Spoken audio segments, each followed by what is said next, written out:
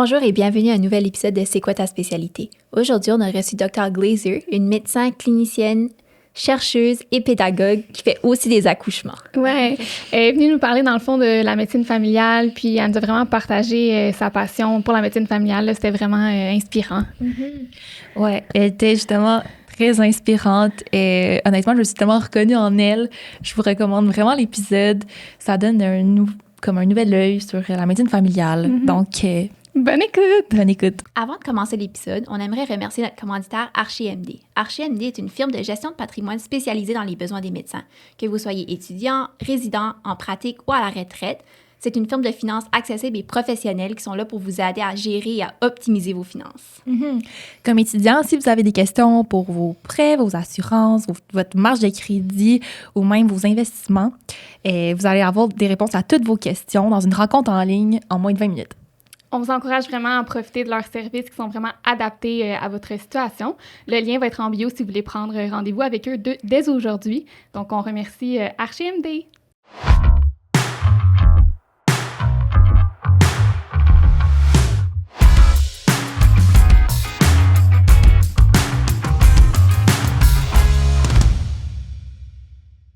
Donc, bonjour, Dr. Glazer. Allô? Mais merci d'avoir accepté notre invitation. Merci beaucoup de l'invitation. Je suis très, très heureuse d'être ici avec vous. Super. Bien, comme première question, on aimerait savoir, est-ce que vous avez toujours su que vous vouliez devenir médecin?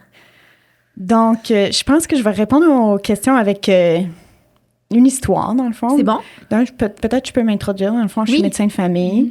Je fais de la pratique 0-100 ans. Je fais du womb to tomb, le berceau tombeau. Donc, j'ai une pratique variée. Je fais de la périnate, je fais de la prise en charge, je fais plein de choses. Je fais beaucoup de pédagogie, on s'en parlera plus tard. Pour répondre à la question, est-ce que j'ai toujours voulu être médecin de famille? La réponse, c'est non. OK. Et pour bien répondre à cette question-là, il faut que je vous parle de ma mère, en fait. OK. On rentre dans le personnel, ça vous va? Oui, certainement. Donc, ma mère est médecin de famille, accoucheur aussi. Puis, c'est une légende, en fait, dans le monde anglophone. Pour vous donner une idée, elle a formé presque tous les médecins accoucheurs dans le Canada anglais. Okay. Puis, elle a créé la clinique d'allaitement au Herzl. Je ne sais pas si vous connaissez, là, la clinique de lactation d'allaitement, qui sont des leaders mondiaux en allaitement. Donc, j'ai grandi avec ma mère puis on se promenait dans la rue, puis ses patients la croisaient dans la rue. « Oh, Dr. Feldman! » Les patients l'adoraient, tout ça. Donc, j'ai grandi avec ça. Mais l'équilibre vie-famille était quand même pas si évident. Donc, moi, je voulais pas aller en médecine. OK. J'ai fait un bac en psycho. En fait, je suis anglophone, là, ça s'entend un peu. J'ai décidé d'aller à Brébeuf, en cégep, pour apprendre à parler français. Je parlais vraiment pas français. Et je suis allée à Brébeuf. Et quand j'ai fait les entrevues pour aller à Brébeuf, ils m'ont dit... Tu sais que ta coteur va souffrir, tu pourras pas aller en médecine. Puis là, je dis bien, je veux pas aller en médecine. Laissez-moi donc apprendre le français, la culture québécoise, puis voilà. Donc, je suis allée à Brébeuf. Puis à Brébeuf, j'ai eu plein d'opportunités. Je faisais de la recherche dans des choses qui m'intéressaient beaucoup au Centre Fernand-Séguin. Je sais pas si vous connaissez, là, le Louis H, là, en psychiatrie. Fait que je faisais un peu de recherche en psychiatrie et j'aimais beaucoup ça. Et donc, je voulais aller en psychologie. Donc, j'ai fait un bac en psychologie. Et j'ai adoré mon bac. Et je voulais devenir psychologue. Et je faisais encore plein de recherches pendant mon bac en psychologie, des recherches sur comment maintenir des bonnes habitudes de vie. Ce qui m'intéressait beaucoup, ça me motivait beaucoup. Et quand je parlais avec mes mentors en psychologie, je disais, en fait, que je croyais vraiment beaucoup dans le système public de santé. Et là, mes mentors en psychologie m'ont dit, « Emma, si tu veux œuvrer dans le système public, t'es mieux de devenir médecin. Parce que c'est très difficile d'être psychologue dans le système de santé publique. » Fait qu'en fait, c'est mes mentors en psychologie qui m'ont dit, « Non, va en médecine. » Donc, après mon bac en psychologie, finalement, au lieu de faire le PhD, moi, je pensais vraiment que je faisais le PhD en psychologie. Fait que, finalement, j'ai appliqué en médecine, puis j'ai été prise à l'Université de Montréal. OK. Donc ça, c'est le début de l'histoire, là, dans le fond. Puis là, j'ai commencé à l'Université de Montréal. Puis là, moi, j'étais ouverte, là, je savais pas qu'est-ce que je voulais faire, médecine interne. Puis là, tu sais, chaque stage, surtout à l'externat, sont comme « Oh, tu devrais être interniste. Oh, tu devrais être psychiatre. » On m'a jamais dit que tu devrais être chirurgienne, par contre. Là, ça, c'était clair pour moi et pour eux, je crois. Mais on voulait me recruter en médecine interne. J'y songé longtemps, en fait, médecine interne. Psychiatrie, voulait absolument... Moi, j'ai vraiment pas aimé mon stage parce que j'ai eu un stage... En tout cas, il y a des choses qui se sont passées qui n'étaient pas correctes. Je voulais être gynécologue, je voulais être pédiatre, chaque stage, j'étais comme, je peux me voir comme ça m'intéresse.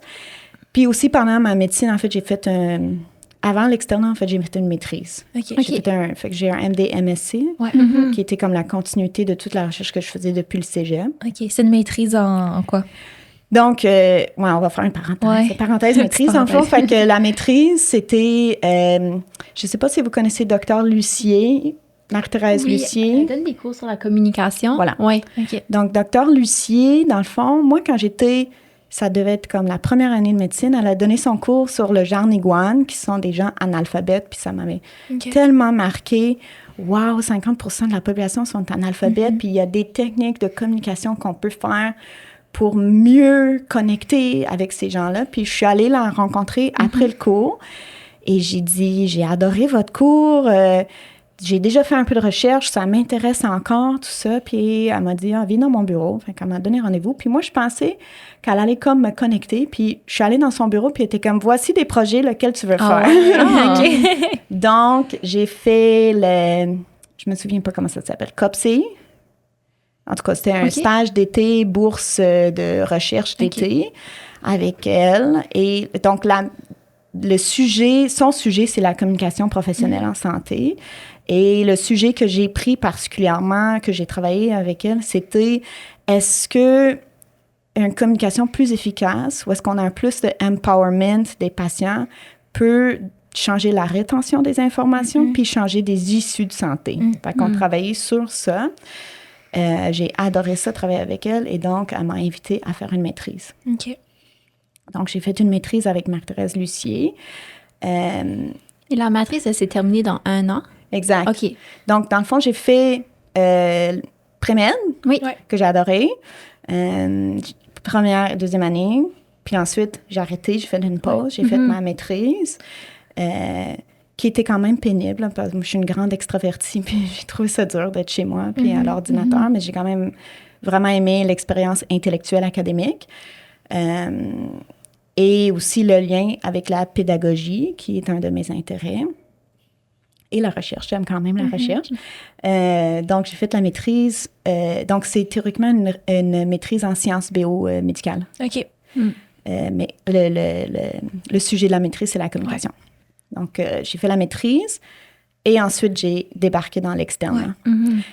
Oui, puis là, vous aviez dit tantôt que il y a plein de spécialités qui vous attiraient et tout. Puis, qu'est-ce qui vous a attiré particulièrement vers la médecine familiale? Donc, étant donné que j'aimais tout, je me disais que peut-être j'étais généraliste au fond de mon cœur.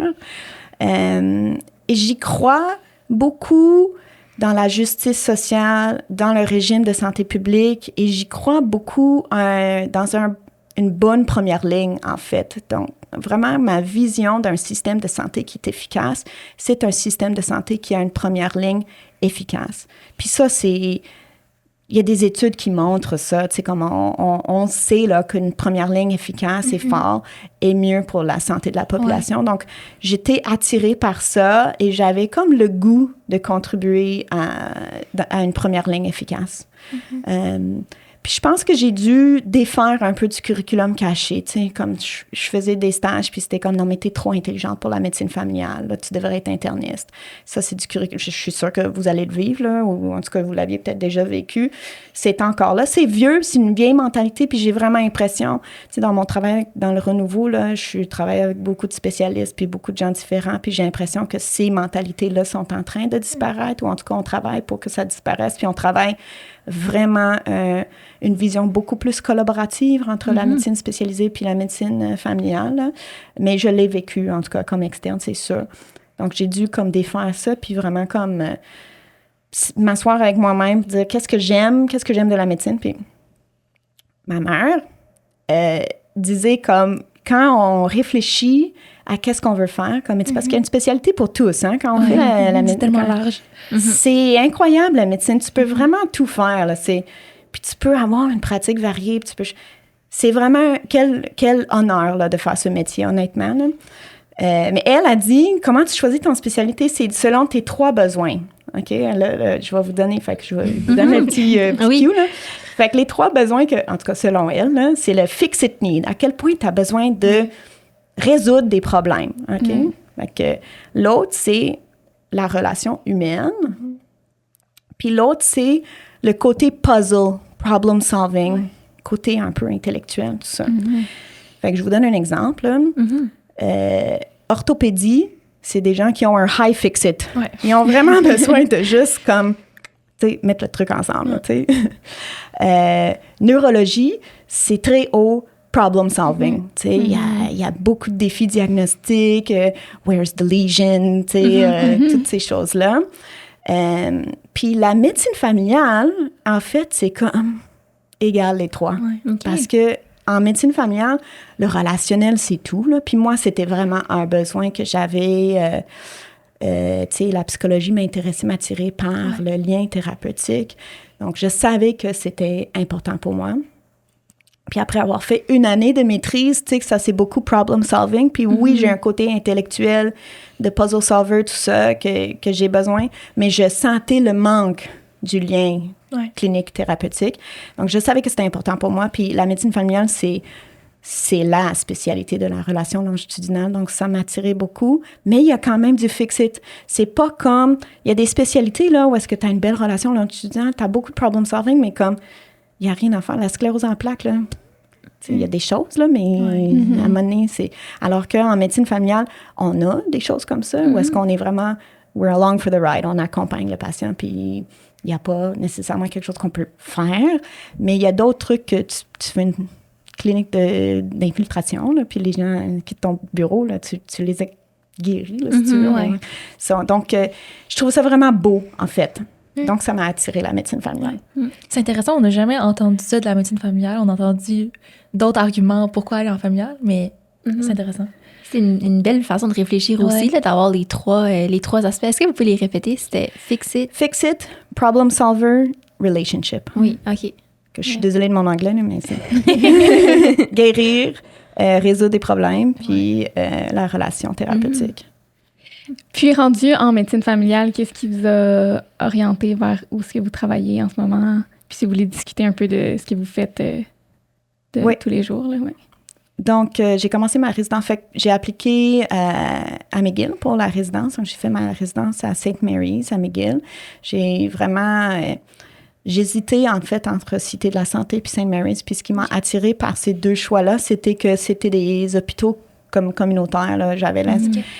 Une des choses que j'avais trouvé dure de l'externat, c'était de changer tout le temps. Puis je sentais que j'avais besoin d'être comme à la maison. Donc, je voulais faire une résidence à un endroit où est-ce que j'allais me sentir à la maison. Puis j'aimais beaucoup cette idée de l'hôpital communautaire. Puis St. Mary's, c'est comme, tu fais ta résidence, puis quand tu es dans ta rotation de médecine interne, c'est le med-femme. Il n'y a pas de spécialiste, là. Fait que c'est le med-femme qui gère tout, là. Fait que ça m'avait vraiment attirée. Puis aussi, à St. Mary's, il y avait un beau programme d'urgence. Puis, c'est un hôpital obstétrique, c'est le plus gros hôpital obstétrique sur l'île de Montréal. Et étant donné que je savais que j'étais intéressée soit par l'urgence ou soit par l'obstétrique, non, c'était ça mon choix. J'ai adoré ma résidence. J'ai des amitiés de vie, là, en tout cas, de toutes mes différentes étapes de parcours. J'ai fait des amitiés à vie, là, mais c'était vraiment un bel endroit pour grandir à St. Mary's. J'ai commencé en voulant dire, je fais le 1-3 en urgence. J'ai commencé ma résidence en me disant, je vais finir urgentologue. J'avais adoré l'urgence comme externe. Je pense que quand tu es un externe puis tu fais l'urgence, tu es juste comme t'apprends tellement, c'est tellement excitant juste parce que chaque cas est différent, puis c'est comme la courbe d'apprentissage est tellement belle. Fait que j'étais super motivée par ça. Donc, c'est ce qui me faisait vibrer puis vouloir faire le R3. Puis j'ai failli faire le R3 en urgence, mais j'ai eu un enfant. Et entre autres, à cause de la pause que la parentalité m'a mis dans ma vie, j'aurais pu, mais ça commençait à devenir compliqué. Puis là, d'un autre côté, j'adorais l'obstétrique. Puis là, je faisais mes rotations en obstétrique, puis je tripais. Mais j'étais comme, je peux pas devenir maman. Mais je tripais dans la salle d'accouchement. Puis il y a quelque chose qui est similaire, en fait, dans l'urgence puis la salle d'accouchement. C'est comme, moi, je dis qu'être un médecin accoucheur, c'est comme être un goaler. La plupart du temps, tu fais rien, mais quand ça chie, il faut que tu sois là, tu sais. Fait que, puis l'urgence, c'est un peu de même aussi. Les urgentologues sont chill, sont relax. Puis là, le réa, c'est comme...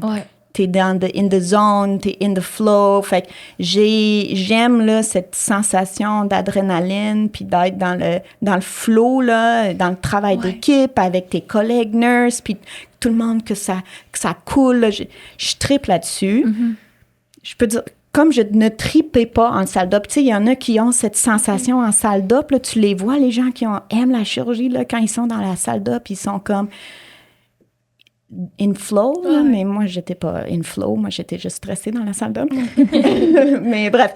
Donc, je tripais à coucher et je tripais en bureau parce que j'adore la relation longitudinale. Puis j'ai pu, dans ma résidence, vraiment développer des relations longitudinales très fortes. Là, je peux vous parler de plusieurs patients de ma pratique de résidence à qui je pense encore, là, tu sais, que je tiens encore dans mon cœur, là. Donc, j'aimais vraiment ça. Donc, j'avais beaucoup de discussions avec des collègues, avec mes patrons, mes mentors, de est-ce que ça se fait, faire de l'urgence puis du bureau? Ça se fait, mais c'est comme pas facile. Puis là, à un moment donné, je disais, je veux aller en région parce que comme ça, je vais pouvoir tout faire. Puis c'est vrai qu'en médecine familiale, en région, tu peux accoucher et faire l'urgence et faire du bureau. Mais c'était juste pas compatible avec ma vie personnelle. Et finalement, un de mes mentors, qui est une ancienne étudiante de ma mère, était comme, si tu dépenses autant d'énergie à ne pas vouloir être comme elle, c'est comme si tu la laisses encore décider de ton avenir. Fait que c'est la même chose, finalement. Fait que juste fais ce que tu veux faire dans la vie, puis tu seras un super médecin accoucheur. Là. Et là, j'étais comme, OK, urgence, petit truc. Puis là, j'ai eu mon congé parental, puis là, c'était devenu clair que finalement, être un médecin accoucheur, puis d'avoir du bureau, puis mes accouchements étaient vraiment compatibles avec qui je suis, puis qu'est-ce que je voulais faire. Et j'ai décidé de faire ça, et je ne regrette zéro. Je suis tellement heureuse avec ma pratique. J'adore ma job. Je suis hyper choyée de faire ce que je fais. Donc, vous faites des accouchements. Est-ce que vous avez fait on entend parler du R3 aussi. Est-ce que vous avez fait ce R3-là? Donc, après tout ce processus-là, j'ai décidé de faire le R3. J'ai regardé, donc, à l'UDM, il y a le R2B, puis à McGill, il s'appelle R3. Il est plus long à McGill, puis j'ai choisi de le faire celui qui était plus long parce que je sentais encore jeune, là, j'avais comme besoin de faire plus de résidence. Et c'est très cool, celui à McGill. Tu fais 6 mois, tu fais allaitement, tu fais beaucoup de peine, tu fais 3 mois de salle d'accouche. Et j'ai fait 1 mois d'avortement aussi que j'ai vraiment adoré. Puis en ce moment, vous travaillez à quel endroit? Donc là, je travaille à l'UMF, donc l'unité de médecine familiale Bordeaux-Cartierville. Donc, c'est une unité d'enseignement. C'est un centre urbain.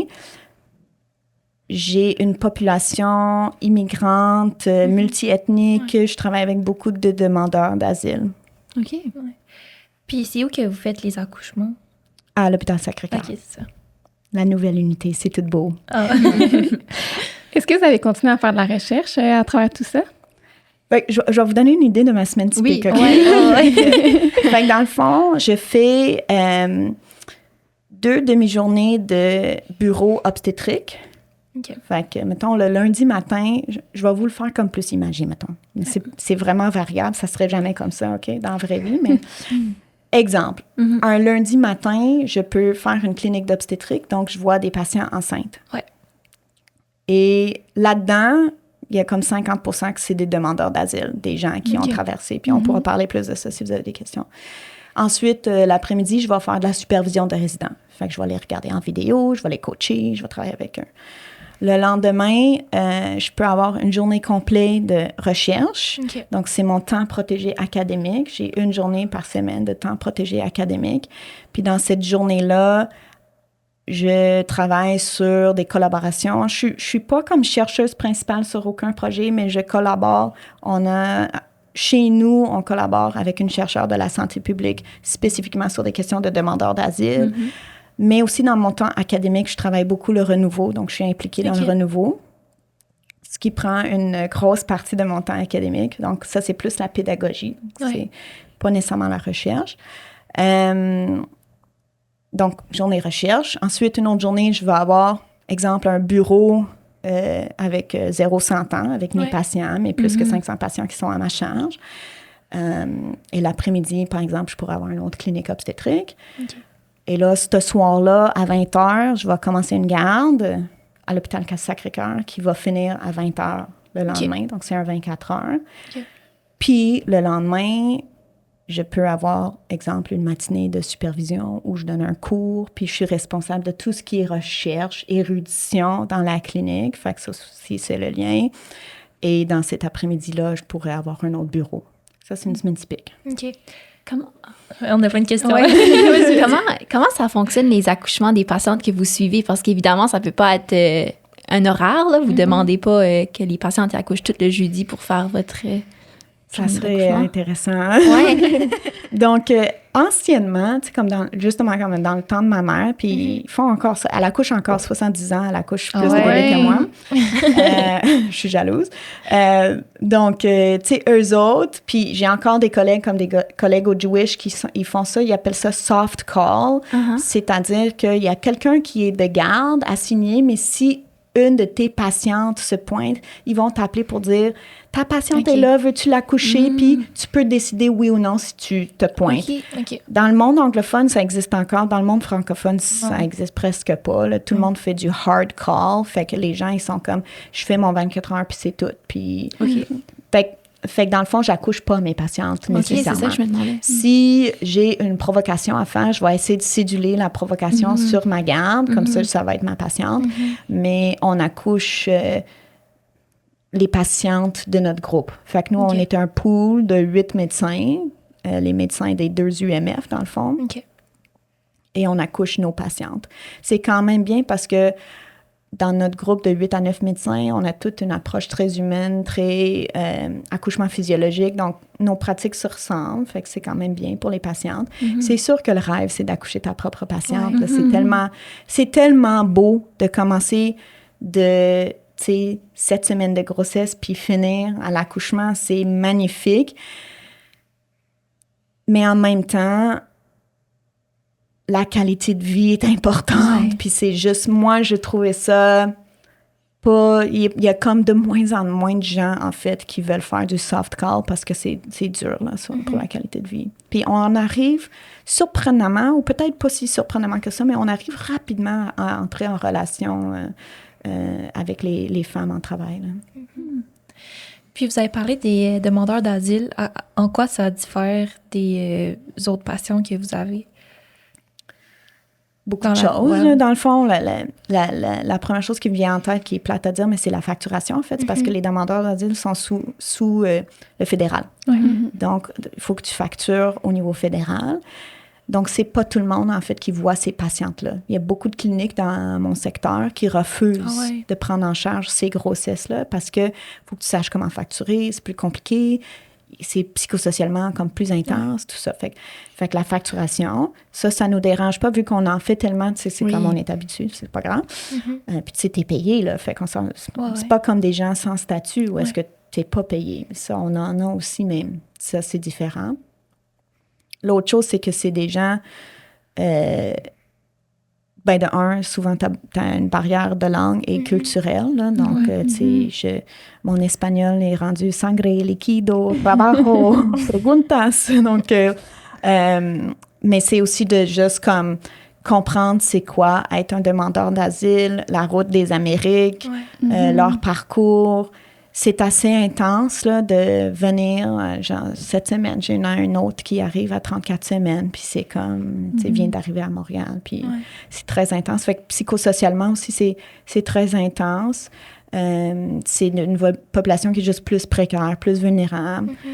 Moi, j'adore travailler avec cette population. Elles sont reconnaissantes des soins. Elles accouchent super bien, je trouve, comme sans épidural. C'est une population, je trouve ça, en fait, très gratifiant. Une des choses que je trouve qui fait médecine familiale, en fait, c'est d'accompagner des gens à travers des transitions. Puis je trouve ça comme un privilège d'accompagner ces patientes-là, non seulement dans la transition vers la parentalité, mais dans la transition vers le Canada et la sécurité. Donc, c'est quelque chose qui me touche beaucoup. Puis ces patientes-là, une fois que vous les accouchez, ou elles sont accouchées à Sacré-Cœur, est-ce que vous les suivez par la suite ou vos chemins se séparent? C'est ça. Donc, en fait, tous les suivis de grossesse que je fais, ça s'arrête. Okay. En début de pratique, j'inscrivais mes suivis de grossesse parce que j'avais besoin d'inscrire. Là, j'en peux plus. Je peux juste plus prendre de patients. OK. Donc, tous mes suivis de grossesse, c'est comme très clair depuis le début. Comme on se suit pour la grossesse, on se voit une fois postpartum, puis après, la relation est terminée. Okay. C'est la même chose pour les patientes demandeurs d'asile. C'est sûr que c'est difficile, là, parce que tu dis, mon Dieu, ces gens-là, ils ont besoin de soins, puis ils ont vraiment besoin de soins. Chez nous, dans notre clinique, on a une clinique de demandeurs d'asile, puis en fait, nos résidents inscrivent des familles de demandeurs d'asile pendant leurs 2 ans de résidence. Fait que ça arrive que, exemple, si je suis une demandeur d'asile qui est hyper précaire, je peux lui référer à cette clinique-là, qu'elle ait une prise en charge au moins temporaire pendant 2 ans avec le bébé, avec un médecin résident. OK. Mais ça reste difficile.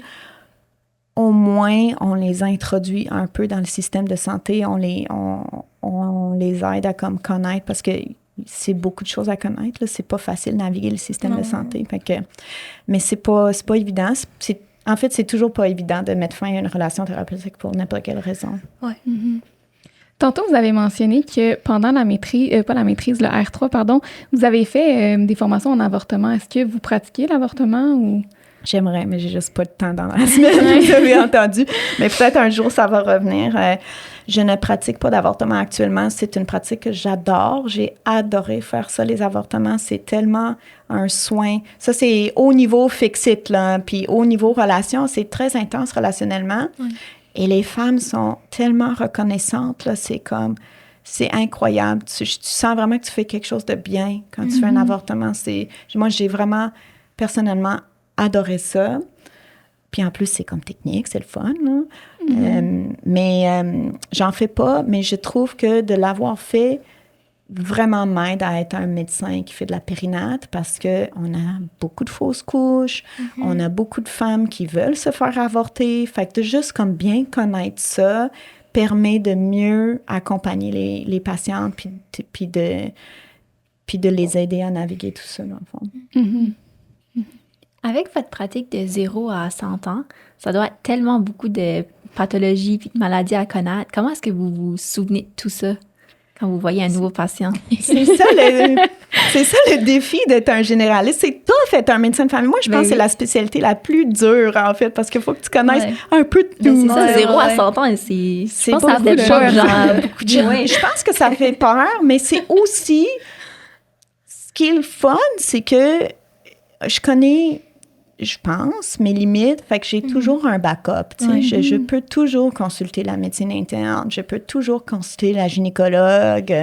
Fait qu'on n'est pas tout seul, puis il ne faut pas se sentir seul non plus, mais c'est vrai que la médecine familiale, c'est la première ligne et la dernière ligne. Donc ça, on pourra en reparler si vous voulez, mais donc la réponse, c'est que je ne connais pas tout. Il faut être humble en médecine. J'ai une patiente cette semaine qui elle a écrit à la secrétaire, j'ai peur que mon enfant ait telle maladie génétique. Je ne l'avais jamais entendu parler de cette maladie-là. Je l'ai googlé, on va voir qu'est-ce qui va se dire entre nous, mais il y a plein de choses que je connais pas. Vous avez dit c'est la première ligne et la dernière ligne. Qu'est-ce que ça veut dire dernière ligne? Donc, tu sais, la médecine familiale, là, c'est la relation, puis tu es quasiment marié là, à tes patients. Ouais. En fait, c'est plus intense qu'un contrat de mariage, je vous le dis. Donc, on est la première ligne et la dernière ligne. C'est-à-dire que je vois un patient pour un problème psychiatrique. Je vous donne un exemple. Les patients en psychose, là, c'est nous autres qui les gèrent. C'est pas vrai qu'ils rentrent dans le bureau du psychiatre en psychose. Ils rentrent dans notre bureau en psychose. Et c'est nous qui font comme « Oh my God, qu'est-ce que je fais? Il est en psychose! » Fait on appelle le psychiatre, puis on est épaulé, mais c'est nous autres qui ont vu ça, on a diagnostiqué, on gère ça. On a nos collègues spécialistes qui nous aident, beaucoup, beaucoup. Et après, dans ce cas-là, je vous donne l'exemple, je l'envoie en psychiatrie, puis il est évalué en psychiatrie, mais après, il revient dans mon bureau. Puis il est encore à moi. Ouais. Puis c'est encore moi qui vais être avec lui pour le restant de ses jours, comprenez-vous? Fait que souvent, c'est comme congé. Mais le patient est encore là, puis il y a peut-être encore des bobos, puis c'est peut-être des bobos qui sont pas réglables, puis on est là avec les gens. Puis c'est pour ça qu'on est la première ligne, puis la dernière ligne. Puis ça, c'est tough, parce que des fois, tu sais, le sentiment d'impuissance, là, comme médecin, c'est quelque chose qu'on doit tous travailler avec ça. Et la médecine familiale, des fois, on a beaucoup d'impuissance parce que, tu sais, tu l'as envoyé en spécialité, puis le spécialiste dit, il n'y a rien à faire, on peut rien faire, puis le spécialiste donne congé, mais toi, tu es encore avec la personne qui souffre. Mais en même temps, c'est beau parce que juste être avec les gens, c'est du soin. Donc, on a aussi, en fait, le plaisir et le privilège de juste être avec les gens. Puis les patients, ils apprécient ça. J'ai une question par rapport au...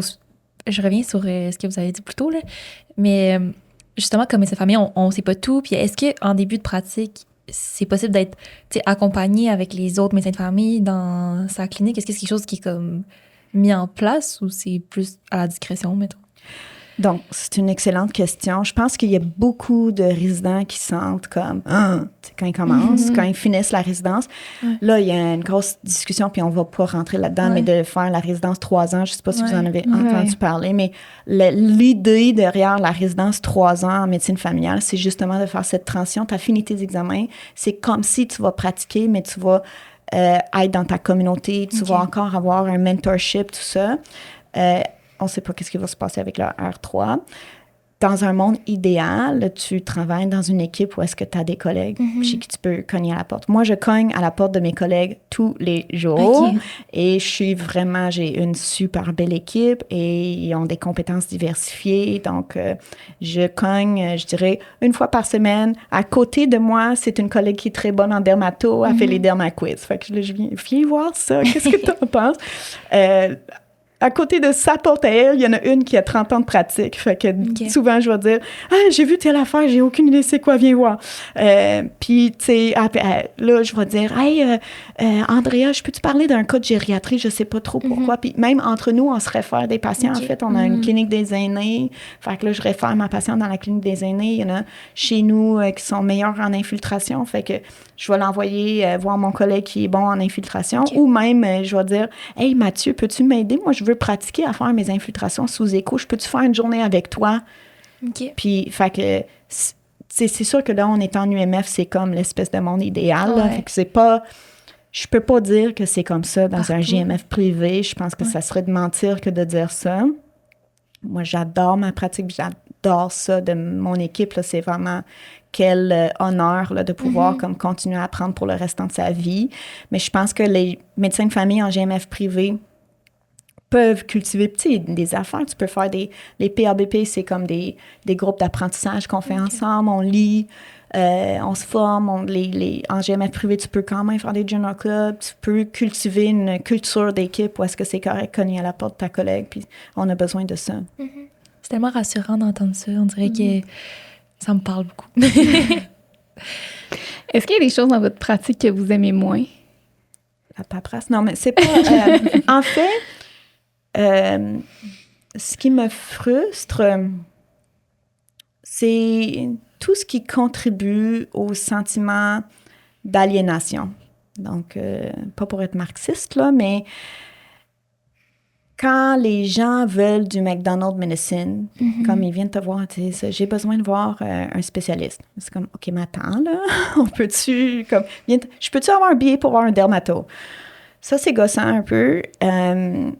Mais après, si on est bon communicateur, on peut comme aller. Puis la plupart des patients, honnêtement, je crois à ça, la plupart des gens, ils sont raisonnables. Fait que, tu sais, comme quand tu comprends qu'est-ce qui se passe pour de vrai, puis des fois, oui, ils ont besoin de voir un dermatologue, mais des fois, c'est comme, je peux régler le problème, puis les gens, ils sont satisfaits si tu règles ce qu'ils veulent régler, tu sais. Mais le système aussi nous demande de faire du McDonald's Medicine. Fait que, tu sais, il y a une pression du système. Et moi, je fais juste comme pas adhérer. Je ne fais pas du débit pour faire du débit. Je suis assez efficace. Là. Si je vous montre ma journée, vous ferez comme « Oh my God, vous avez tellement de patients ». Mais je fais pas du débit pour faire du débit. Je préfère voir mes propres patients que de juste faire du sans rendez-vous avec des inconnus, justement parce que j'aime la relation longitudinale. Je fais beaucoup d'accès avancé pour mes patients. Fait que quand mes patients y appellent, ils peuvent avoir un rendez-vous dans le 24-48 heures, puis je traite leurs problèmes aigus, puis je peux aussi faire comme « Comment va ton bébé? » Tu sais, fait que ça, c'est beau, là, j'aime ça. Il y a des affaires juste comme dans le système qui marchent moins bien quand on envoie des gens en spécialité, puis on ne reçoit pas de rapport de consultation. Bien, ça, c'est gossant parce que tu voulais un avis, le patient, il revient, puis il ne sait pas qu'est-ce qui s'est passé, puis il ne sait pas... Fait que ça, c'est... Je ne sais pas qu'est-ce que ça va prendre pour régler ça. Ça me semble que c'est juste un fax, là, mais il y a des bugs et je ne sais pas exactement d'où vient le bug. Okay. On verra si le dossier santé numérique règle tout ça. On va voir. En même temps, pour donner le contre-exemple de ça, moi, je trouve qu'à Sacré-Cœur, j'ai vraiment un bon service. J'ai un patient qui est suivi en cardio. Il me vient avec des DRS, des Disney. Puis je suis comme, qu'est-ce que je fais là? J'appelle le cardio de garde. Il est comme, c'est mon patient, je le connais. Puis il arrange un rendez-vous dans 48 heures. Tu sais, comme, puis j'ai des spécialistes avec qui on s'écrit des courriels, on s'appelle, puis c'est super efficace. Puis tu te sens comme, waouh, quel beau travail d'équipe. Voilà. Mes autres frustrations, c'est plus au niveau comme pédagogie, là, puis je pense que ça se dit pas au micro. D'ailleurs, parlant du côté pédagogique, est-ce que vous pourriez, en terminant, là, nous parler un peu de cet aspect-là de votre carrière? Qu'est-ce qui vous a attiré? En quoi ça consiste? Donc, on m'a approché il y a 3 ans pour le renouveau, que vous avez entendu parler, le renouveau MD, puis on m'a dit, Emma, t'as une maîtrise, t'as beaucoup songé à la communication, tu fais des podcasts, t'es cool. Rêve pour nous un curriculum en communication. Okay. Et là, j'étais comme un peu naïve, puis j'étais comme, oh mon Dieu, quelle opportunité. Et donc, j'ai rêvé un curriculum en communication pour le renouveau. Donc, je suis responsable de tout ce qui est communication pour le renouveau. Okay. J'ai travaillé avec des collègues honnêtement extraordinaires. Là. Je ne peux pas vous dire à quel point cette expérience a été riche en rencontres de collègues inspirants. Je travaille avec une généticienne qui amène les étudiants au Musée des Beaux-Arts. Je travaille avec un médecin de famille qui aussi travaille en soins palliatifs. Puis je travaille avec une patiente partenaire qui est juste extraordinaire. Et c'est devenu non seulement des collègues, mais des amis très proches. Et je suis hyper reconnaissante de faire ce projet-là. Je pense qu'on a créé quelque chose d'intéressant, d'unique, que j'entends créer un peu de frustration au niveau des étudiants, mais on va se moduler. J'y crois vraiment, vous avez entendu, j'y crois vraiment à la relation humaine. Je pense que il faut donner les étudiants en médecine les outils pour travailler leur technique de communication pour être capable de bien entrer en relation humaine, puis en fait, pour les protéger, parce que le système est déshumanisant. C'est un peu ce que j'allais dire tantôt. Le système est déshumanisant. Donc, ça prend une fortitude et une connaissance de technique pour résister à cette déshumanisation-là. Et c'est ce que j'espère et je souhaite que notre curriculum va pouvoir accomplir. Ça veut dire de bien outiller les futurs médecins à rester humains dans un système qui est inhumain. Ouais. C'est intéressant. Merci beaucoup d'avoir participé au podcast aujourd'hui. Là, c'était vraiment intéressant de vous entendre. Ouais, très inspirant. Beaucoup de variété aussi. Oui. Merci.